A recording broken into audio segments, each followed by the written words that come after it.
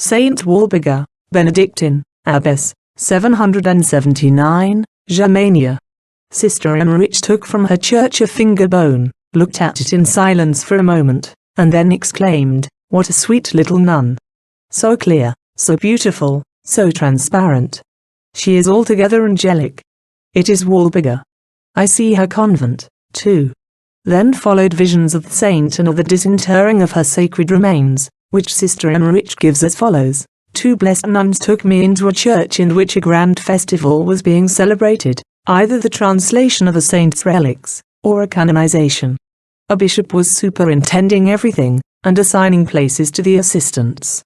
It was not the church of the convent in which Walburga had lived, it was another and a larger one, and the crowd was far greater than I had ever seen around the crucifix at Coisfeld.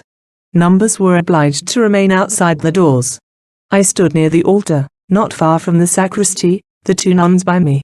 On the steps of the altar was a plain white chest containing the holy body.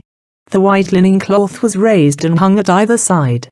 The body was white as snow, and one might have thought her alive, so rosy were her cheeks. Walburga always had the pure, fair complexion of a delicate little child. The feast began with high mass. But I could not stand any longer. I must have fainted, for I found myself lying on the ground, my two companions at my head and feet.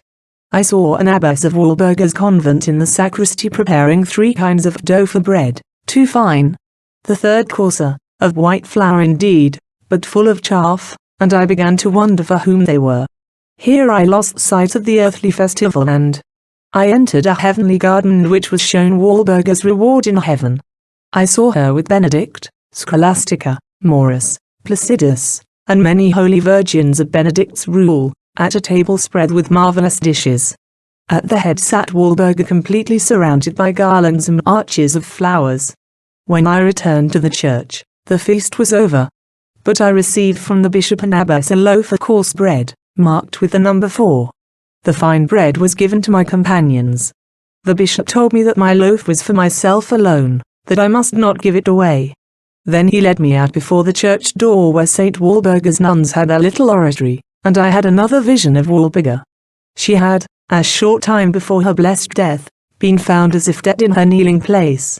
Her brother Willibald was sent for and, to his surprise, he saw her face and hands covered with white dewdrops like manna. He gathered it into a brown bowl and gave it to the nuns as a holy thing. They wrought numerous cures with it after Walburga's death. When she returned to herself, Willibald gave her Holy Communion.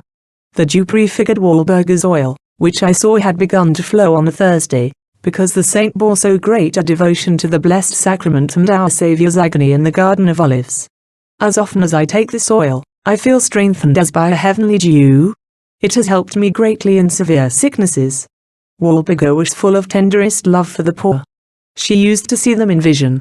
She knew even before they came to her how she should distribute her bread among them. She gave to some whole loaves, to others half, and to others pieces which she cut herself. She gave them, also, a certain oil, thick poppy oil, I think, which she mixed with butter and spread on the bread. Besides which she gave them some for their cooking. On account of her bounty and the soothing, consoling influence of her gentle, loving words, her relics have received the property of distilling oil. Walburga also protects against vicious dogs and wild beasts. I saw her going by night to the sick daughter of a gentleman in the neighborhood of her convent. She was assailed by his dogs which, however, she put to flight. She wore a narrow brown habit, a broad girdle, and a black veil over a white one. It was more the dress of pious females of the time, than a regular religious habit. I saw a miracle which took place at the time of the great pilgrimage to her tomb. 2 assassins joined a pilgrim on his way thither, the latter kindly sharing with them his bread. But they, in return, killed him as he slept. Thence one took up the corpse on his back to bury it out of sight.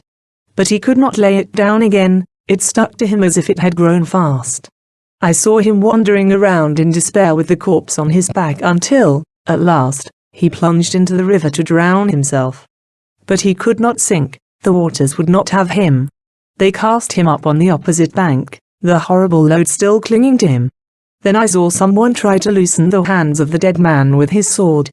But, far from succeeding, He remained himself fastened to the corpse until he freed himself by prayer.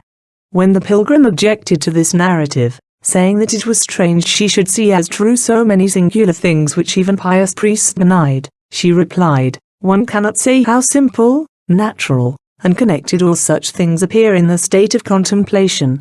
And, on the contrary, how perverse, unreasonable, and even insane are the intentions and actions of the enlightened world compared with them. People who think themselves very intelligent and who are esteemed such by others, often appear to me insane enough to be confined in a madhouse." Amen.